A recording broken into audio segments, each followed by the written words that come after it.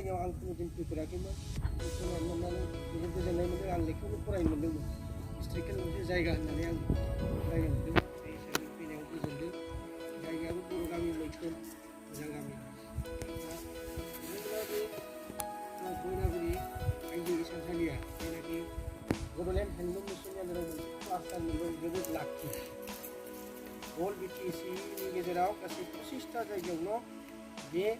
क्लास्टारखौ मोनदों बेनि गेजेराव नोंथांमोननि बे बेसेबांबा गिदिरा जायगायाव मोननो लाखि बियो बिनि आन्दाराव सोरबा लाबोनाय दैदेनगिरि थानो हागौ बा संनानै फैबाय सानब्रै सानबासो थुल मुल फैबाय जोंनि मानसिफ्राथ' बिदिनो उनावहाय मानसिया खमायलांगासिनो जाय अरिजिनेल जि दानानै जाग्राखा जाय मानसिया इन्टारेस्टेड मानसि बै मानसियासो मोनासै बड'लेण्ड हेन्दलुम मिसन 2021 बिनि जेनाखि मोनसे बिथांखि आसनि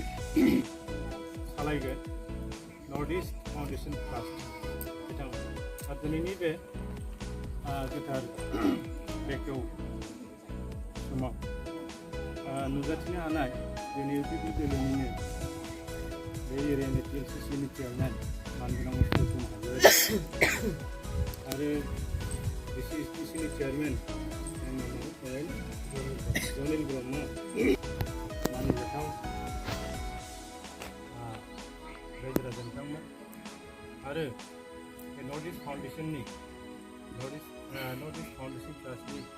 दैदेनगिरि बिथांमोन दिनै बे आसनिनि थाखाय सासे मास्टार ट्रेनार नांगौ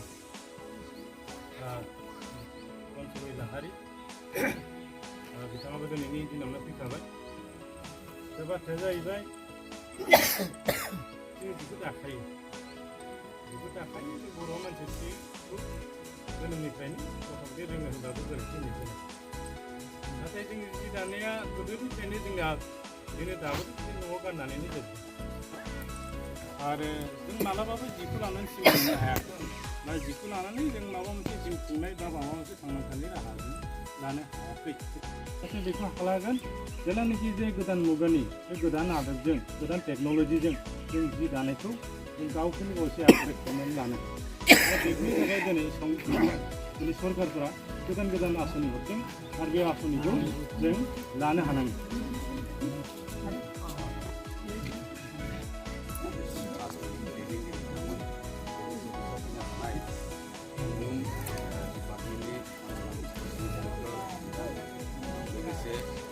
बादाखौ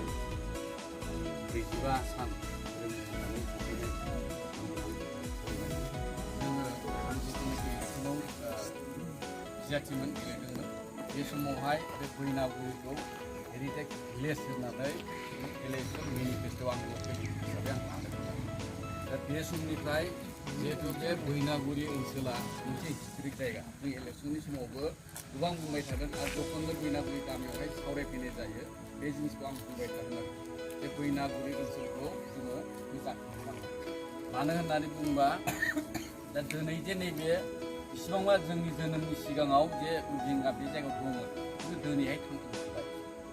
30-40 बोसोर 60 बोसोरनि उनाव दिनै थांफिनबाय होननानै बुंनो हायो दा बै समाव गुरुदेव कालिचरन ब्रह्मआ अल आसामावनो फार्स्ट बैनागुरिनिफ्राय हेन्दलुम जे मुभमेन्ट बेखौ बिनिफ्राय स्टार्ट खालामदोंमोन होननानै जों एसेबाबो मिथिगौ आरो दा बेखौ नोजोर बोनानै आङो हेन्दलुमनि जेनाखि मिनिस्टार जोंहा जोंनि BTCनिनो बे इनडि सार्भिसजों रायज्लायनाय जाबाय बे जायगा बे बेनो हिस्ट्रि माखासेखौ आं होनाय जाबाय दा बे लेखायैहाय बैनागुरियाव बिथाङाबो डाइरेक्ट फैबाय जोंनि लेंहरनाय लेखायैहाय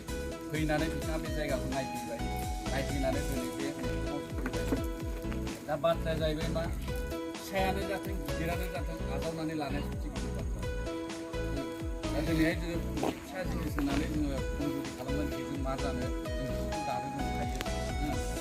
दा जेनेबा माखासे खोथा बाथ्रायाव नोंथाङा बुंनो हायो बे जायगाखौ दानानै दिनैहाय नोंथाङा बुंनांगोन बेसेबांबा कोटि थाखानि दिनै आर'नाइखौ बायनो थांगासिनो दं दा 100 कोटि थाखानि जुदि आर'नाइखौ जुदि बायनांगौब्ला दा आर'नाइखौ जोङो बायरानिफ्रायबो मोनो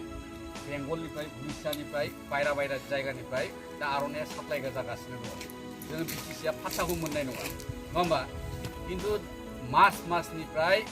कुनु माबाया मा होनो